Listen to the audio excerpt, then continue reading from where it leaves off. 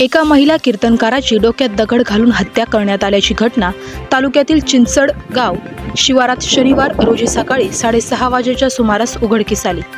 हरिभक्तपरायण संगीताताई अण्णासाहेब पवार, वय वर्ष 50, राहणार चिंचडगाव असे घटनेतील मयत कीर्तनकार महिलेचे नाव आहे।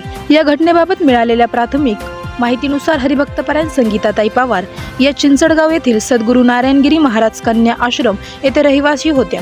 शनिवारी सकाळी आश्रमातील मंदिरातील पुजारी शिवाजी चौधरी हे नेहमीप्रमाणे मंदिरात पूजासाठी आले होते। त्यांनी हरिभक्तपरायण संगीताताई पवार यांना आवाज दिला, मात्र त्यांनी प्रतिसाद दिला नाही। मंदिराशेजारी असलेल्या शेडमध्ये जाऊन बघितले असता त्या रक्ताच्या थारोळ्यात पडलेल्या होत्या।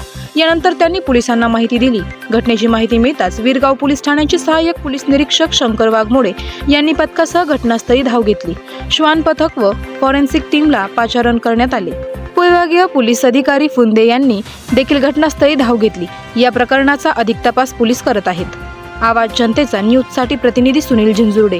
करायचं आहे लाईव्ह कार्यक्रम किंवा आहे कसले आंदोलन, जनसामान्यपर्यंत पोहोचेल आपला हक्काचा आवाज जनतेचा। बातमी व जाहिरातीसाठी संपर्क करा स्क्रीनवर दिलेल्या नंबरवर।